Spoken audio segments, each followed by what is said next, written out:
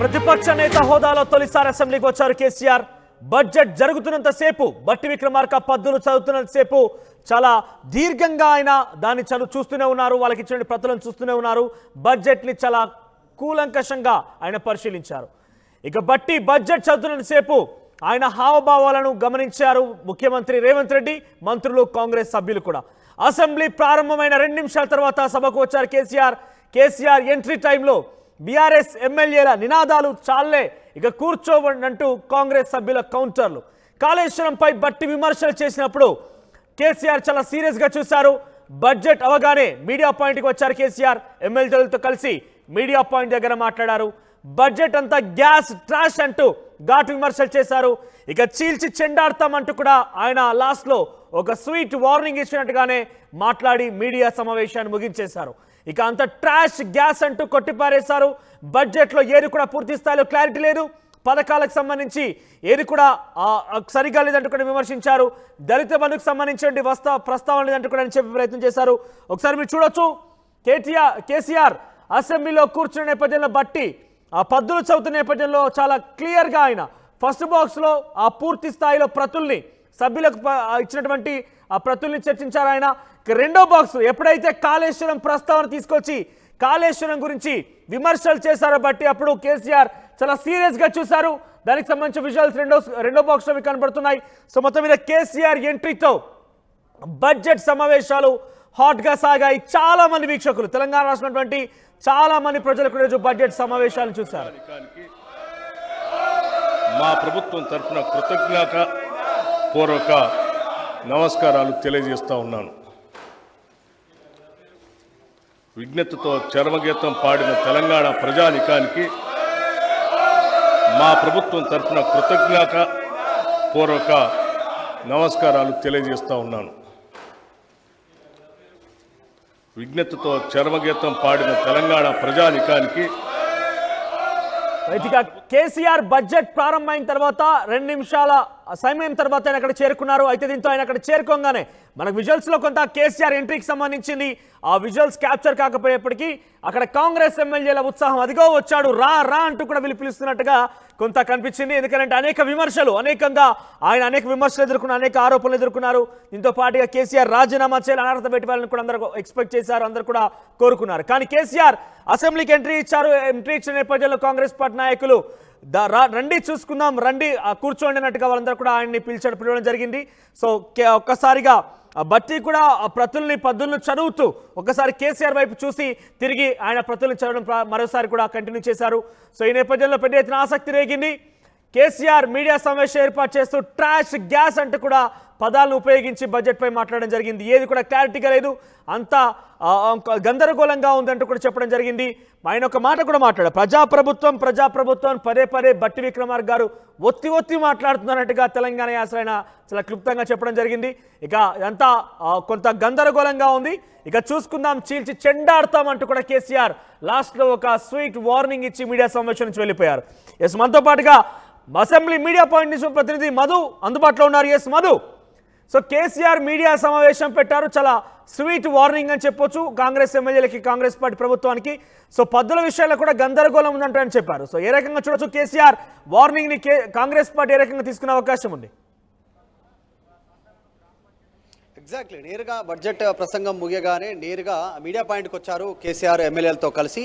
అసలు అన్ఎక్స్పెక్టెడ్గా, అంటే ఎవరు చెప్పలే మీడియా పాయింట్కి వస్తున్నారని కొంచెం కూడా సడన్గా మీడియా పాయింట్కి వచ్చేసి డైరెక్ట్గా చెప్పడం ప్రారంభించారు. బడ్జెట్ ఏం లేదు, అంత ట్రాష్, అంత గ్యాస్ అంటూ ఆయన చెప్పారు. కొత్తదేమీ చెప్పలేకపోయారు. బడ్జెట్లో ఏ సంక్షేమ పథకం కూడా ఇందులో లేదు.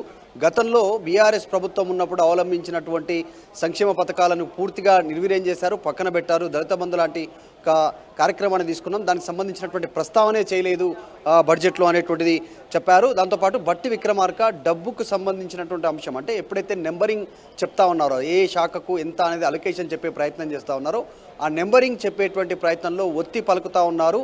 గతంలో ఎప్పుడు ప్రవేశపెట్టినట్టుగా ఏ ప్రభుత్వం వీళ్ళు మాత్రమే ప్రవేశపెడుతున్నట్టుగా అనేటువంటి ఆయన ఒక్కానిస్తూ ఆ రకంగా చెప్పేటువంటి ప్రయత్నం చేశారు. అంతా డాంబికం, అంతా ప్రచారం చేసుకున్నారు, దాంట్లో ఏం లేదు. 6 నెలల సమయం ఇవ్వాలని వీరికి సమయం ఇచ్చాను తప్ప ఇప్పటి వరకు 6 నెలల సమయం తర్వాత కూడా వీళ్ళు ఏం చేయలేదు, అందుకే ఇన్ని రోజులు సైలెంట్గా ఉన్నాను, ఎక్కడ కనపడలేదు, ఎక్కడ నేను విమర్శించలేదు, ఇక ముందు వీళ్ళకు ఉంటుంది ఒక పాలసీ లేదు, ఒక ఫార్ములా లేదు, వీళ్ళకి సంబంధించిన 2 పంటలకు రైతు బంధు ఇచ్చాము మేము గతంలో, వీళ్ళు పూర్తిగా రైతాంగాన్ని విస్మరిస్తూ ఉన్నారు, రైతాంగాన్ని పక్కన పెడతా ఉన్నారు అనేటువంటిది కేసీఆర్ మాట్లాడారు. కేసీఆర్ వచ్చి వెళ్ళిపోయినంత ఆద్యంతం కూడా సభలో ఉన్నటువంటి వారు, తర్వాత బయట కూడా ఉన్నటువంటి వాళ్ళంతా కూడా చాలా ఆసక్తిగా గమనించారు. కేసీఆర్ ప్రసంగం అయినంతసేపు సభలో కూర్చోవడము, బట్టి ప్రసంగం చెప్పేంత పూర్తి స్థాయి వరకు కూడా ఆ ప్రసంగం కాపీలను తిరిగేయడము, ఎవరు ఏ డిపార్ట్మెంట్కి ఎంత కేటాయించారు, ఏ శాఖకి ఎంత నిధులు కేటాయించారు అనేటువంటి అంశాలను పరిశీలించారు చాలా పూర్తిగా.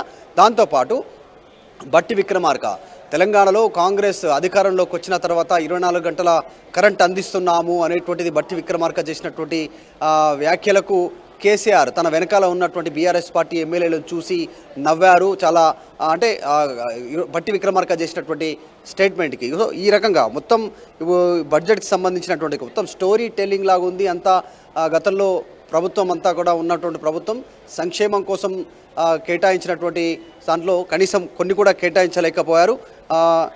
ఇక్కడ కూడా వ్యవసాయానికి సంబంధించినటువంటి అంశంపైన దృష్టి పెట్టలేదు. రైతాంగాన్ని పూర్తిగా మోసం చేసింది కాంగ్రెస్ ప్రభుత్వం అనేటువంటిది మాట్లాడుతూనే, పద్ధతి లేదు ఈ బడ్జెట్లో, ఎక్కడ కూడా ఏం స్పష్టత లేదు, ఏం క్లారిటీ లేదు అని చెప్తూనే ఈ బడ్జెట్పై ప్రజలతో కలిసి చీల్చి చెండొడతాం ఈ ప్రభుత్వాన్ని అంటూ ఆయన వార్నింగ్ ఇస్తూ ఇక్కడ నుంచి బయలుదేరిపోయారు. ఆయన మాట పలకడమే మొదటగా మీడియాతో మాట్లాడుతూ, మీడియా పాయింట్తో మాట్లాడుతూనే ఏమీ లేదు, అంతా గ్యాస్, అంతా ట్రాష్ అంటూ మొదలుపెట్టారు. అసలు ఇప్పుడు ఏదో ఉంటుంది అనుకున్నాం కానీ ఏం లేదు ఇక్కడికి వచ్చిన తర్వాత బడ్జెట్లో అనేటువంటిది ఆయన మాట్లాడారు. రైతు బంధు ఎగ్గొట్టే ప్రయత్నం చేస్తూ ఉంది ప్రభుత్వం అంటూ మాట్లాడారు. రైతు శత్రు ప్రభుత్వంగా త్వరలోనే కాంగ్రెస్ తెలంగాణలో నిలవబోతా ఉంది, రైతులను మోసం చేసిన ప్రభుత్వంగా అంటూ చెప్పారు. ఇక 6 గ్యారెంటీల సంగతి పక్కన పెడితే దాని గురించి అసలు ఊసే లేదు. దాంట్లో కేటాయించినటువంటి ఉచిత బస్సు రవాణాకు సంబంధించినటువంటిది కావచ్చు, కొన్ని అంశాలు మినహాయిస్తే మిగతా అంతా కూడా ఎక్కడ ప్రస్తావన లేదు. 2500 రూపాయలకు మహిళలకు ఇస్తామన్నది, 4000 కొత్తగా పెన్షన్ ఇస్తామన్నటువంటి అంశాలు కావచ్చు, రైతు బంధుకు రైతు భరోసా కింద ఇచ్చేటువంటి నిధుల అలొకేషన్, వీటన్నిటి గురించి క్లారిటీ లేదు బడ్జెట్లో, అసలు ఏం లేదు. అంత స్టోరీ టెల్లింగ్ లాగా చెప్పి ప్రసంగం ముగిశారు. ముఖ్యంగా ఐటీ పాలసీకి సంబంధించి, ఐటీ అంటేనే హైదరాబాద్ పేరు గుర్తొస్తుంది. ఈరోజు దేశంలో హైదరాబాద్ ఐటీ రంగానికి సంబంధించి పూర్తిగా దానిపైన దాన్ని విస్మరించారు ఈ బడ్జెట్లో అనేటువంటిది కేసీఆర్ మాట్లాడారు. సో కేసీఆర్ వచ్చి వెళ్ళినంతసేపు ఆద్యంతం ఇటు బట్టి ప్రసంగం ముగియగానే డైరెక్ట్గా నేరుగా బయటకు వచ్చారు. ఎమ్మెల్యేలతో మీడియా పాయింట్లో ఈ రకంగా మాట్లాడి వెళ్ళారు. నిజంగానే కేసీఆర్ ఈరోజు సభకు రావడం పైన కాస్త ఆసక్తి, రాష్ట్ర వ్యాప్తంగా రాజకీయ వర్గాల్లో ఆసక్తి నెలకొంది. కాస్త ఎక్కువగా ఆయన ఏం మాట్లాడతారో, ఏం చెప్తారో అనేటువంటిది ప్రసంగం పూర్తిగా విన్నారు. విన్న తర్వాత విమర్శలు చేసి వార్నింగ్ ఇచ్చి చీల్చి చెండాడుతాం కాంగ్రెస్ ప్రభుత్వాన్ని అంటూ కేసీఆర్ ఎమ్మెల్యేలతో కలిసి బయలుదేరి ఆయన తిరిగి వెళ్ళిపోయారు.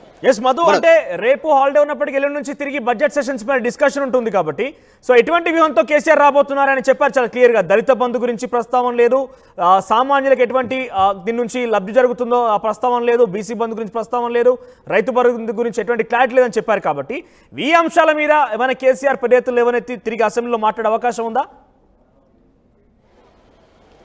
ఎగ్జాక్ట్లీ, నిజంగా. ఎందుకంటే ప్రభుత్వం చెప్పినటువంటి అంశాలు దీంట్లో ముఖ్యంగా రైతాంగానికి సంబంధించినటువంటి విషయాన్ని విస్మరించింది. రైతు వ్యతిరేకి ప్రభుత్వంగా కాంగ్రెస్ మారబోతుంది అంటూ కేసీఆర్ చేసినటువంటి వ్యాఖ్యలను బట్టి కనుక చూస్తే ఆ అంశాల ఎజెండాగానే బీఆర్ఎస్ ఫ్యూచర్లో దీనిపైన పోరాటం చేయడానికి సిద్ధమయ్యే అవకాశం కనిపిస్తూ ఉంది. తర్వాత నిరుద్యోగులకు సంబంధించినటువంటి అంశాన్ని కూడా ఫోకస్ చేయడానికి ఇప్పటికే బీఆర్ఎస్ పార్టీ ఎజెండాలో ఉంది. క్షేత్రస్థాయిలో కాంగ్రెస్ ప్రభుత్వం పైన దీనిపైన పోరాటం చేయడానికి ప్రజలతో కలుపుకొని ఈ అంశాలను ప్రాధాన్యత తీసుకుంటున్నారు. ఇప్పటికీ పూర్తి స్థాయిలో రుణమాఫీకి సంబంధించిన అంశం ద్వారానే పెద్ద ఎత్తున ప్రభుత్వం ప్రచారం చేసుకుంటుంది. కాబట్టి దాన్ని వర్కౌట్ కానియకుండా క్షేత్రస్థాయిలో రైతు భరోసా కింద కావచ్చు, కౌలు రైతులకు సంబంధించినటువంటి ఇస్తామన్నటువంటి 12,000 కావచ్చు, ఎకరాకు 15,000 రైతు భరోసా కింద ఇస్తానన్నటువంటి డబ్బులు కావచ్చు, రైతు కూలీలకు ఇస్తానన్నటువంటి అమౌంట్ విషయంలో కావచ్చు, వీటన్నిటిపైన క్షేత్రస్థాయిలో పోరాటం చేయడానికి బీఆర్ఎస్ సిద్ధమయ్యే అవకాశం కనిపిస్తూ ఉంది.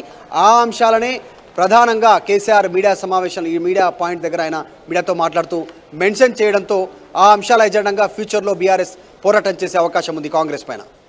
రైట్ మధు, సో మొత్తం మీద ప్రతిపక్ష నేత హోదాలో కేసీఆర్ ఈరోజు అసెంబ్లీలో ఎంట్రీ ఇచ్చారు. అసెంబ్లీలో బడ్జెట్ పద్దులు చదివినంతసేపు బట్టి చదువుతున్నంతసేపు ఆ ప్రతుల్ని పరిశీలిస్తున్నారు, పేజీలు తిప్పి పూర్తిగా కూడా బడ్జెట్ చూస్తూ ఉన్నారు.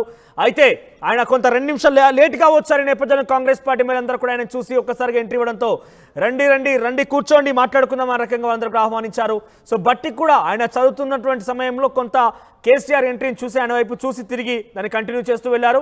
సో బయటికి వచ్చి మీడియా సమావేశం కూడా ఆయన సడన్గా వచ్చి మీడియా సమావేశం ఏర్పాటు చేశారు కేసీఆర్. ఇక మీడియా సమావేశంలో కూడా ఇదంతా కూడా బడ్జెట్ గ్యాస్లా ఉంది, ట్రాష్లా ఉంది, తమ ప్రభుత్వం చాలా క్లారిటీతో ముందుకు వెళ్ళేది. కానీ ఈ ప్రభుత్వం పథకాల విషయంలో, స్కీమ్ల విషయంలో ఎటువంటి క్లారిటీ కూడా ఇవ్వలేదు. రైతు బంధు, దళిత బంధు రకరకాలుగా మేము ప్రవేశపెట్టినప్పటికీ దీంట్లో ఎటువంటి ప్రస్తావన లేదు. లక్ష్యాల గురించి వాళ్ళు క్లియర్గా చెప్పలేకపోయారంటే కూడా కేసీఆర్ చెప్పుకొచ్చారు. ఒకసారి కేసీఆర్ మీడియా సమావేశంలో ఆయన మాట్లాడేటో చూద్దాం. రాష్ట్ర ప్రభుత్వం శాసనసభలో ప్రవేశపెట్టినటువంటి బడ్జెట్ ప్రజల ఆశల మీద నీళ్లు చల్లేదిగా ఉంది. ఏ ఒక్క వర్గానికి కూడా ఒక స్పష్టమైన హామీ లేదు. రాష్ట్ర రైతులను పొగుడుతున్నట్టుగానే పొగుడుతూ వెన్నుపోటు పొడిచింది ఈ ప్రభుత్వం. ఖచ్చితంగా స్పష్టంగా వాళ్ళ వైఖరి చెప్పినారు. గతంలో ఇచ్చిన మాదిరిగా కాకుండా రైతు బంధులో, రైతు భరోసా పీఠమేసే పథకంలో అనేక అంశాలు పెట్టబోతున్నట్టుగా ప్రత్యక్షంగా చెప్పి రైతులకు ఆల్రెడీ మోసం చేశారు. బడ్జెట్లో వాళ్ళ నైజాం కూడా స్పష్టంగా బయటపడింది. గత ప్రభుత్వం అన్ని రాష్ట్రంలోని అన్ని వర్గాల సంక్షేమాన్ని, వాళ్ళ ఆర్థికాభివృద్ధిని కాంక్షించి అనేక పథకాలు ప్రవేశపెట్టడం జరిగింది. ఒక్క పథకం మీద కూడా ఇప్పుడు స్పష్టత లేదు.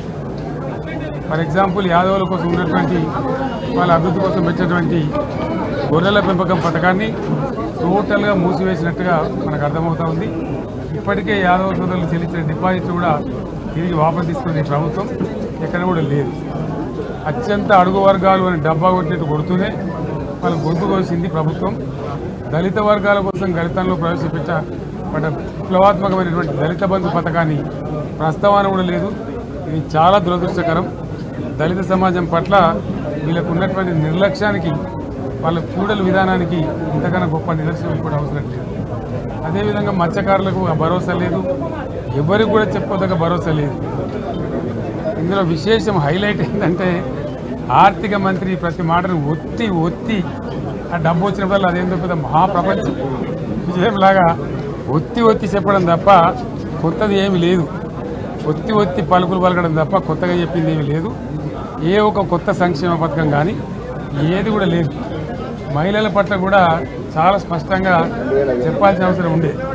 కానీ వాళ్ళు మేము 1,00,000 కోట్లతో అన్ని రుణాలు, ఆ రుణాలు వీలేదో ఇస్తున్నట్టుగా ఆల్రెడీ ఉన్న స్కీమే, నథింగ్ న్యూ అబౌట్ ఇట్, ఏమి లేదు. వెరసి ఇష్యూ యాజ్ ఏ హోల్. దురదృష్టం ఏంటంటే, చాలా బ్యాడ్ లక్ ఏంటంటే, మేము కూడా ప్రభుత్వం ఏర్పడిన తర్వాత కనీసం ఒక 6 మాసాల సమయం వాళ్ళకి ఇవ్వాలని మేము అనుకున్నాం. నేను కూడా శాసనసభకు పెద్దగా రాలేదు. కానీ ఈరోజు బడ్జెట్ చూస్తే ఏ ఒక్క పాలసీ ఫార్ములేషన్ జరగలేదు. రాష్ట్రానికి సంబంధించినటువంటి ఏ ఒక్క విషయంలో కూడా ఈ అర్బక ప్రభుత్వం ఇప్పటి వరకు పాలసీ ఫార్ములేషనే చేసినట్టుగా కనపడలేదు. వ్యవసాయం ఉంది, మాకు స్పష్టమైన అవగాహన ఉండే ఈ రాష్ట్రంలో వ్యవసాయ స్థిరీకరణ జరగాలని మేము 2 పంటలకు కూడా ఇచ్చినాం రైతు బంధు. ఇప్పుడు వీళ్ళు ఎగ్గొడతామని చెప్తా ఉన్నారు. మేమేదో రైతులకు ఇచ్చిన డబ్బును దాన్ని పాడు చేసినాము, చెడగొట్టినాము, దుర్వినియోగం చేసామన్న పద్ధతిలో దురదృష్టకరమైన వ్యాఖ్యలు చేస్తూ ఉన్నారు. అంటే ఇది పూర్తిగా రైతు శత్రు ప్రభుత్వం అని తెలుస్తూ ఉంది. ధాన్యం కొనుగోలు చేయలేదు, విద్యుత్ సరఫరా చేయడం లేదు, నీళ్ళు సరఫరా చేయడం లేదు, చాలా ఇబ్బందులు పెడతా ఉన్నారు. ఇంకా రైతు భరోసా, రైతు బంధు గురించి ఇంకా ప్రస్తావనే లేదు. ఎప్పుడు వేస్తారని మా ఎమ్మెల్యేలు అలస్తే కనీసం సమాధానం చెప్తలేరు. కాబట్టి రైతులను వంచింది ప్రభుత్వం, వృత్తి కార్మికులను వంచింది. ఒక్క పాలసీ, ఇండస్ట్రియల్ పాలసీ ఏమి లేదు. బట్టి గ్యాస్ ట్రాష్ మంచరంగా ఈస్మాన్ కలర్ లాగా చెప్పడం తప్ప, స్టోరీ టెల్లింగ్ లాగా ఉన్నది తప్ప బడ్జెట్ చెప్పినట్టు లేదు. రాష్ట్రంలో వ్యవసాయ పాలసీ ఏమిటి, పారిశ్రామిక పాలసీ ఏమిటి, ఐటీ పాలసీ ఏమిటి, ఇంకా ఇతర అనేక పాలసీలు, పేద వర్గాలకు సంబంధించిన పాలసీ ఏమిటి అనే దాని మీద ఏ ఒక్క దాని మీద గ్యాస్ ట్రాషే తప్ప, చిల్లర మల్లర ప్లాట్ఫామ్ స్పీచ్ లాగా ఉంది తప్ప అది బడ్జెట్ ప్రసంగం లాగా లేదు. రాజకీయ సభలలో చెప్పినట్టుంది తప్ప ఏ ఒక్క పాలసీని కూడా నిర్దిష్టంగా ఈ పనిని మేము ఎట్లా సాధిస్తాం, మా గోల్స్ ఇవి, మా టార్గెట్స్ ఇవి, అనే పద్ధతి కానీ పద్దు కానీ లేదు. ఇది పేదల బడ్జెట్ కాదు, రైతుల బడ్జెట్ కాదు, యువల బడ్జెట్. విశ్లేషణలో మీకు తెలుస్తుంది. భవిష్యత్తులో బ్రహ్మాండంగా మేము దీన్నంతా కూడా చీల్చి చెండాలబోతాం. Thank you. విజ్ఞతతో చరమగీతం పాడిన తెలంగాణ ప్రజానికానికి